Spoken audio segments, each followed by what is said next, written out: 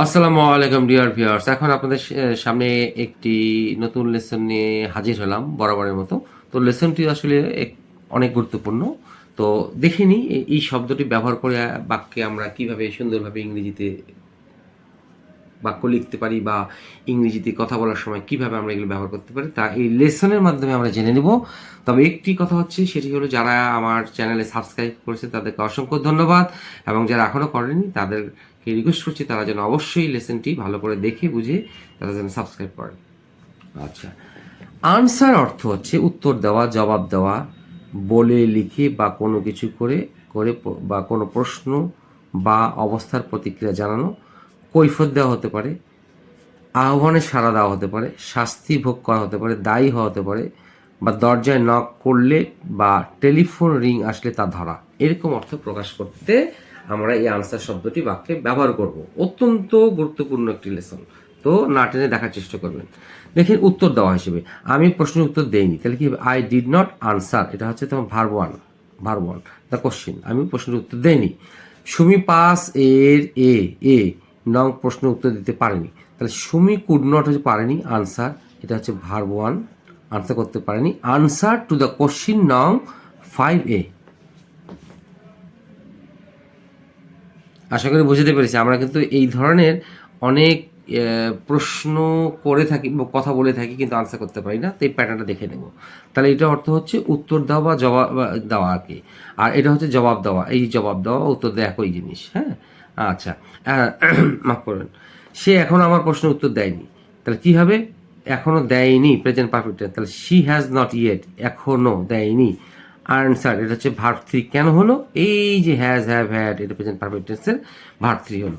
মাই questions, সে আমার প্রশ্নের এখন উত্তর দেয়নি। আচ্ছা, এখন হচ্ছে চিঠির উত্তর দেওয়া। আমি ইমেলের উত্তর দিতে ভুলে গেছি, অথবা আমি চিঠির উত্তর দিতে ভুলে গেছি। তাহলে আই হ্যাভের পর পাস্ট পার্টিসিপল ভার্ব, এটা ফরগটেন টু আনসার দ্য ইমেলের উত্তর দিতে ভুলে গেছি, অথবা I have forgotten to answer the লেটারের উত্তর দিতে আমি ভুলে গেছি। আচ্ছা, এখন আসি কৈফিয়ত দেওয়া। আর কৈফিয়ত দেওয়ার এখন এই আনসার টু এসবি আর account ACCOUNT, account to SB, এর যার অর্থ হচ্ছে SB equal to somebody, ST something, মানে কারো কাছে কৈফিয়ত দেওয়া। দুটোর একটি দিয়েও আমাদের করলে চলবে। তো এখানে কৈফিয়ত দেওয়া হচ্ছে আনসার টু। এই আনসার টু মানে কৈফিয়ত দেওয়া, এই সেই হচ্ছে ব্যক্তি। তা তোমাকে দেরি করার জন্য কৈফিয়ত দিতে হবে, মানে আমার কাছে কৈফিয়ত দিতে হবে। তার মানে অর্থটা হচ্ছে কি, you have to answer to me, তোমাকে আমার কাছে উত্তর দিতে হবে বা কৈফিয়ত দিতে হবে, অথবা you have to account to me for your delay, তুমি যে দেরি করেছো সেটার জন্য আমার কাছে কৈফিয়ত দিতে হবে। এই সেই অ্যাকাউন্ট টু। আশা করি বুঝতে পেরেছি।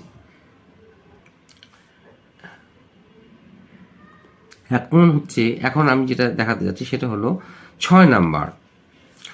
আমি তোমাকে এজন্য কৈফিয়ত দিতে বাধ্য নেই বা উত্তর দিতে বাধ্য নই।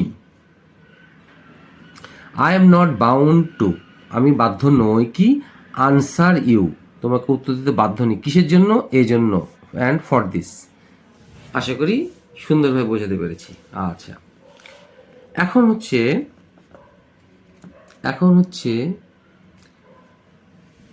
7 নাম্বার এক্সাম্পলটি। সে সর্বদা সবাইকে ভদ্রভাবে, হাসি মুখে, খারাপভাবে, অভদ্রভাবে রেগে উত্তর দেয় বা জবাব দেয়।